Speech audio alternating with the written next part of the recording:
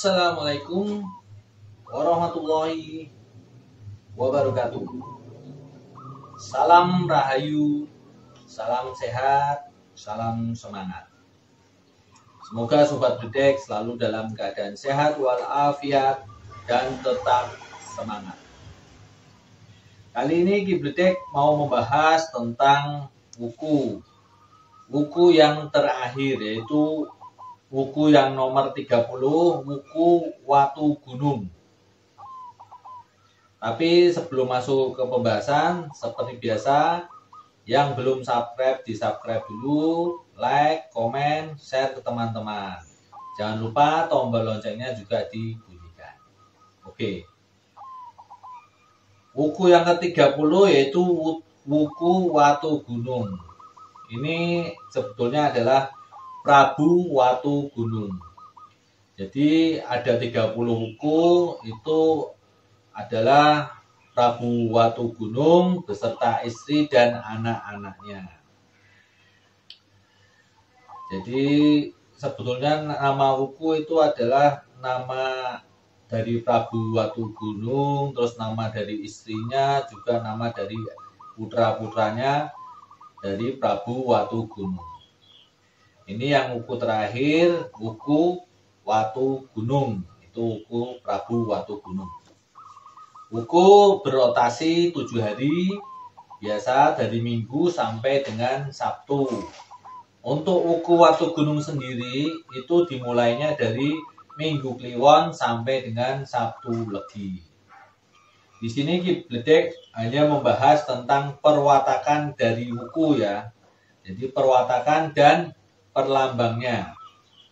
Oke, untuk perwatakan wuku Watu Gunung itu antara lain seneng, hidup prihatin, atau dia suka laku prihatin.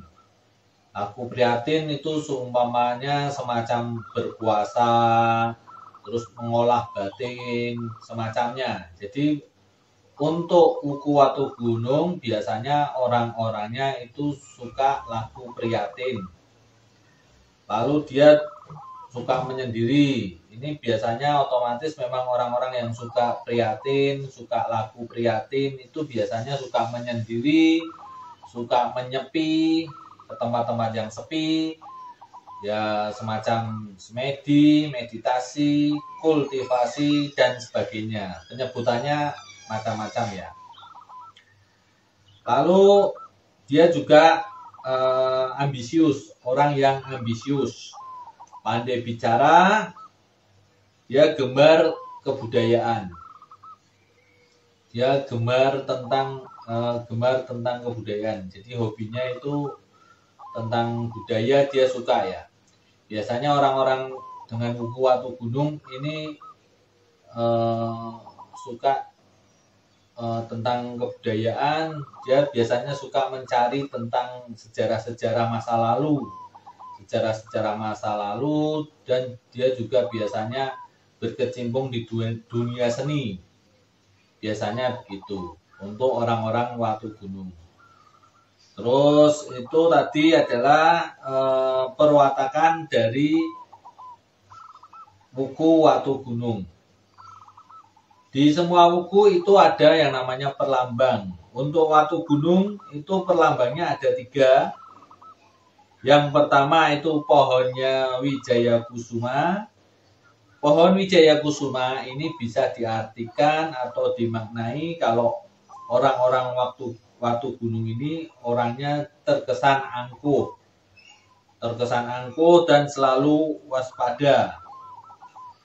Dia itu juga disegani oleh orang-orang sekitarnya. Dia juga bisa diartikan suka menyepi, suka semedi, atau topo broto, atau topo lah, macam-macam tapa. Jadi ini memang segaris ya, sejajar sama perwatakannya yang suka menyendiri, suka prihatin, suka laku prihatin, olah kebatinan dan sebagainya. Ini dilambangkan dengan pohon Wijaya Kusuma. Yang kedua burungnya burung gogik.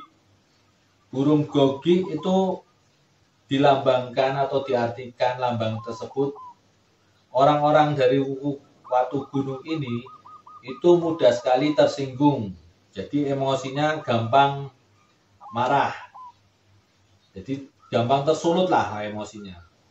Jadi kalau berbicara dengan orang-orang Watu Gunung biasanya harus berhati-hati. Maka dari itu memang orang-orang Watu Gunung kadang diseganinya salah satunya juga karena dia gampang marah. Jadi kadang banyak orang yang takut terhadapnya. Orang-orang Watu Gunung dengan lambang burungnya gogik ini itu juga diartikan orang tersebut itu tidak suka di tempat-tempat yang ramai. Jadi dia memang lebih suka tempat yang sepi atau menyepi lah atau menyendiri lah.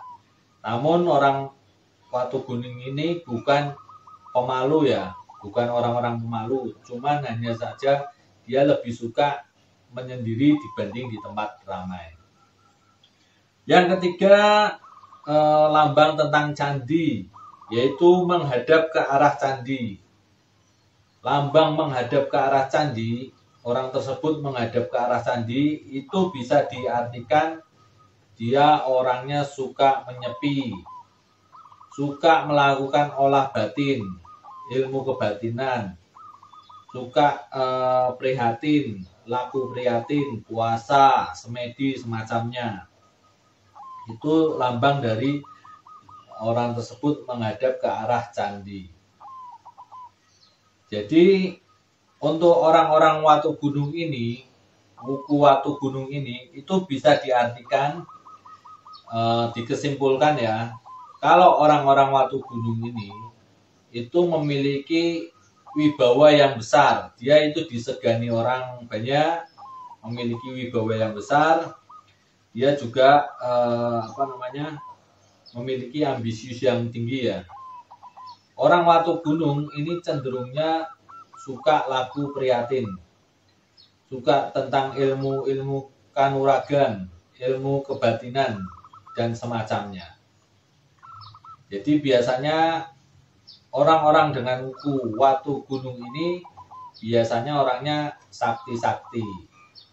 Karena dia memang kuat prihatin, laku prihatinnya bagus, dia suka menyepi, menyendiri atau bisa kita sebut sebagai semedi. Biasanya orang-orang yang semedi biasanya bisa mendapatkan wahyu ya, atau mendapatkan suatu ilham dan sebagainya. Ini adalah dari wuku Watu Gunung. Wuku Watu Gunung itu juga bisa disebut Prabu Watu Gunung. Itu namanya dari Prabu Watu Gunung. Karena Prabu Watu Gunung memang terkenal cerdas. Di sini juga wuku Watu Gunung memang pandai bicara, terus cerdas ya, gemar ilmu-ilmu tentang kadigdayan. Oke, mungkin itu kesimpulan singkat, kesimpulan pendek dari wuku Watu Gunung. Jadi pembahasan tentang wuku sudah semua, dari wuku yang pertama sampai wuku yang ke-30. Semoga bisa menambah khasanah ilmu tentang ilmu-ilmu yang ada di Primbon Jawa. Semoga bisa sebagai alternatif untuk mencari, membaca dan sebagainya. Oke, sekian. Semoga Sobat Bedek selalu dalam keadaan sehat walafiat dan selalu penuh semangat. Wassalamualaikum warahmatullahi wabarakatuh. Salam Ki Bedek.